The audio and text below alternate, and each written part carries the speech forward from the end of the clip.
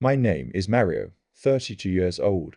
I used to think family meant everything. My parents drilled it into my head since childhood, family comes first. Mario, Always help them, no matter what. So I did, for years. I worked myself to exhaustion as a data analyst. sending money every month to cover my parents' rent, utilities, groceries, even their cable bill, so they could keep watching soap operas and soccer. My sister Juliana, 28, didn't work. According to my parents, she's still young. She'll find her way. Meanwhile, I was the family's financial lifeline. I never complained, not once. I told myself I was being a good son.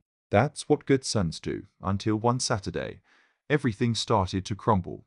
My MOM called out of nowhere, voice bright and urgent. Mario, come to the house. We have something important to tell you. I thought someone was sick. I rushed over. When I arrived, they were all waiting in the living room, my MOM dad and Juliana, grinning like they'd just won the lottery. Juliana is getting married. My MOM beamed, wrapping her in a hug. I congratulated her, genuinely happy for once. That's great news, Julie. Who's the lucky guy? His name was Daigo, apparently the love of her life. Then came the silence before the real reason I'd been invited. But there's a small problem, Juliana said, her voice sugar-coated. We don't have money for the wedding. I stared at them, waiting for the part where they'd say, so we're thinking of saving up. Instead, my dad looked straight at me and said, family helps each other. You know Juliana deserves a beautiful wedding. It's her special day, my MOM nodded. Besides, you've always been the responsible one. We know you can help. How much are we talking? I asked, already dreading the answer. Juliana didn't hesitate. About 50. Oh.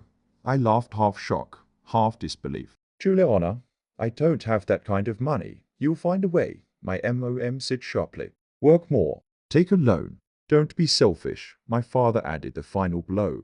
We're not discussing this, Mario. Send it when you have it. That night, I went home and stared at my computer screen until dawn. Half my savings gone for a party. But I still tried. I worked longer hours, pushing myself until migraines became routine. Then came the night everything changed. A stabbing headache hit me around PM, my vision blurred. My left hand went numb. I tried to stand, collapsed. My phone slipped from my fingers as panic set in. I called my MOM first.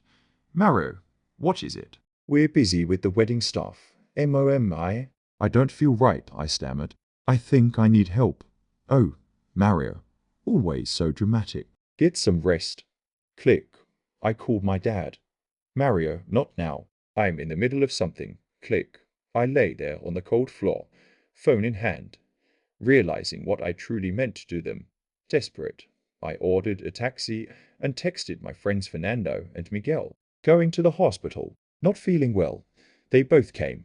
I woke up 2 days later in the ICU, tubes in my arms, machines humming around me. The nurse told me I'd had a severe stress episode that nearly killed me.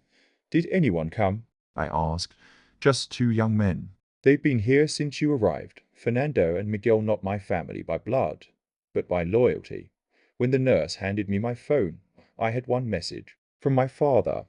Why the hell aren't you answering? We need the $50,000 for your sister's wedding. Send it now if you don't want problems. Not are you okay? Not we're worried about you. Just money.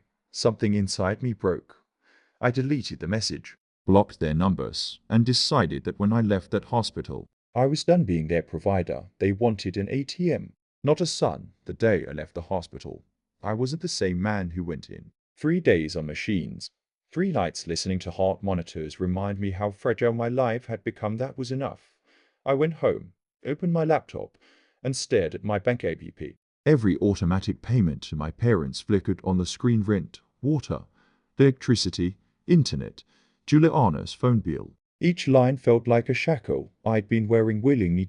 So I started cutting. Click. The rent. Click. The electricity. Click. The internet. Click. Her phone. By the time I was done, my entire life was quiet, no one else feeding of my work anymore. No guilt. No second thoughts. Just silence. 10 days later, I heard the knock I'd been expecting. No, not a knock.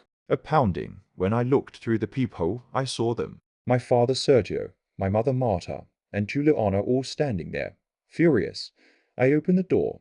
They didn't ask permission to enter. They barged in. What the hell did you do? My father barked, slamming the door behind him. The landlord says you stopped paying. The power's cut off. The internet's gone. And where's the $50,000? You're so selfish, Mario, my mother said, arms crossed. After all we've done for you, Juliana didn't even look up from her phone. Seriously, Mario, you're a bad brother. Daigo and I were counting on you. I stood still, watching them spit accusations as if they'd rehearsed it. 3 strangers standing in my living room, talking like I'd committed a crime by finally keeping my own money. When they finally paused long enough to breathe, I spoke. You know what's selfish, I said quietly. Calling your son while he's lying in a hospital bed and asking for money, my father frowned. What are you talking about? I was in the ICU. I almost died. You didn't visit. You didn't call. You didn't even ask if I was alive. The only message I got was from you, Dad asking for 50. Oh, my mother's face tightened. Oh, Mario, don't exaggerate. You're fine now, aren't you? Don't make everything about you. That was it. Something snapped. No, I said, louder this time. Not anymore. I've been paying for everything for years, your house, your food, your comfort. I've sacrificed vacations, weekends, sleep, my health all for you. And what did I get back? Silence. My father raised his voice, trying to regain control. Watch your tone. We are your parents. I laughed. Parents? Parents care. Parents don't hang up when their son says he's sick. You're not parents. You were parasites. The room went still. My mother's eyes filled with tears, performative, deliberate. How can you talk to your mother that way? Juliana finally looked up, angry now. You're pathetic, Mario, always acting like the victim. I need this wedding, it's the most important day of my life. I met her gaze. Then work for it. You're 28. Get a job. Earn it yourself. You're not my dad. She shouted. Exactly, I said, calm now. And I'm done acting like one. My father took a step forward, face red. You'll regret this, Mario. You're a disgrace. I looked him dead in the eye. No, Dad. I've been living in disgrace my whole life, letting you treat me like a wallet instead of a son. Then I pointed to the door. Get out. They stood frozen, stunned that I'd finally said it. My mother sputtered something about family. My father muttered, ungrateful. Juliana cursed me under her breath. I didn't flinch. Get out, I repeated. All of you. Eventually, they left, slamming the door, yelling from the hallway.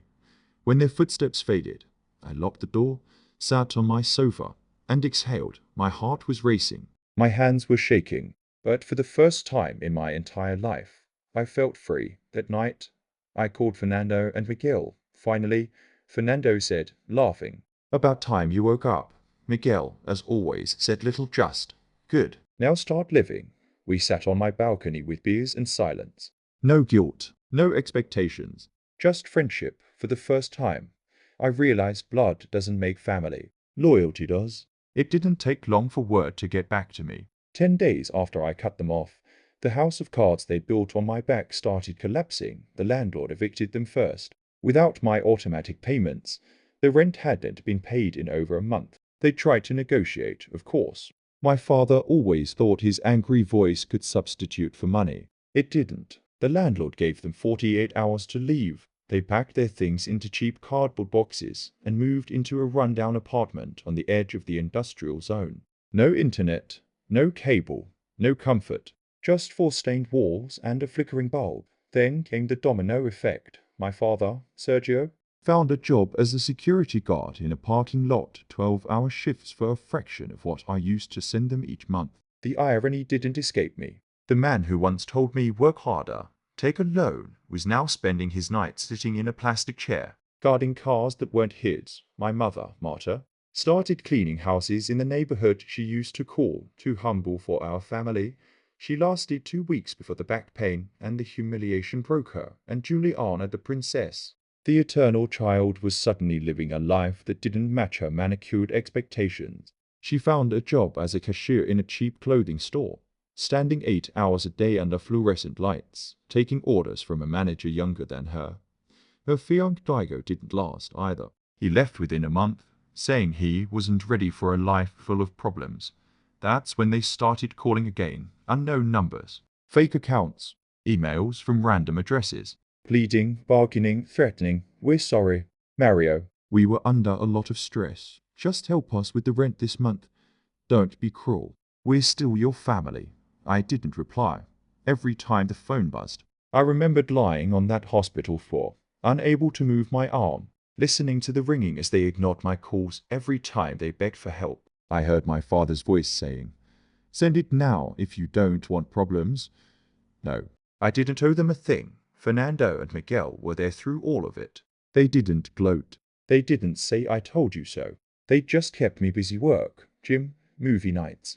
Small things that reminded me what real connection felt like. A few weeks later, Miguel said something that stuck. You didn't lose a family. Mario. You just stopped paying rent on a lie. That line hit harder than any fight I'd ever had with my father, and it was true. The people I'd called family had never once seen me as a person, only as the sum of my deposits. Now that the money was gone, so was their love. I watched from a distance as reality carved lessons into their pride. My father's uniform hung loose on him when I saw him once by accident outside a supermarket. He looked older, smaller. He didn't see me. Or maybe he did, and pretended not to. My mother crossed the street when she spotted me a week later. Juliana. She posted cryptic quotes online about betrayal, fake family, and karma. She was half right. Karma had finally remembered our address, and me. I slept better than I had in years. The nights were quiet. The mornings were my own. And for the first time in my adult life, every cent I earned stayed mine. Freedom didn't feel like revenge. It felt like oxygen. A month after cutting them off, I stood in front of my window watching the city lights, realizing my life had finally become mine. No more guilt transfers. No more midnight calls about emergencies. The silence that once scared me now felt sacred. Then the message came. Not a call, none of them had that courage anymore, but a single, desperate text from an unknown number. We're sorry, Mario. Things are hard. Please, just help us until we get back on our feet. I didn't respond. I just stared at it until the words lost meaning. It wasn't anger that kept me from replying. It was clarity. They had built their comfort out of my exhaustion. They called it love, but it was dependency. And when I stopped paying, their version of love disappeared. Now, they were just three adults facing a world they'd avoided for years. I'd heard from a former neighbor that they'd been evicted again after missing rent twice. My father now worked double shifts, sleeping in the guard booth during breaks. My mother took cleaning jobs in 3 different houses. And Juliana, once the princess who couldn't lift a finger, was complaining to anyone who would listen about how life wasn't fair. Daigo. Her fiancé was gone for good. When I first heard all that, I expected to feel satisfaction. I didn't. What I felt was peace. I hadn't destroyed them. Life had just stopped cushioning them with my money. They were finally meeting the world I'd been shielding them from for a decade. One night, Fernando dropped by with Miguel. We sat on the balcony again, beers in hand. You ever think about forgiving them? Fernando asked casually. I thought about it for a while. Forgiveness isn't the problem, I said. They can live however they want. I just don't want to be part of it. Miguel nodded. That's not hate, man. That's survival. He was right. In the months that followed, I focused on myself. I started cooking again, picked up running, even took a weekend trip for the first time in years. My apartment, once just a crash pad between work and obligation, became a home. Fernando and Miguel were my constants. We weren't bound by blood, but by something far stronger. Choice. And that's what I finally understood. Family isn't who shares your last name. Family is who shows up when you're on the floor, unable to stand. My parents and Juliana, they taught me what love isn't. Fernando and Miguel, they taught me what loyalty is. I don't hate my family anymore. I simply outgrew them. They live in a smaller world now, one they built with their own neglect. And I live in mine quiet, simple, honest. When people ask if I regret cutting them off, I tell them the truth. I did lose a family. I stopped paying rent on one. And that was the day I started living. The end.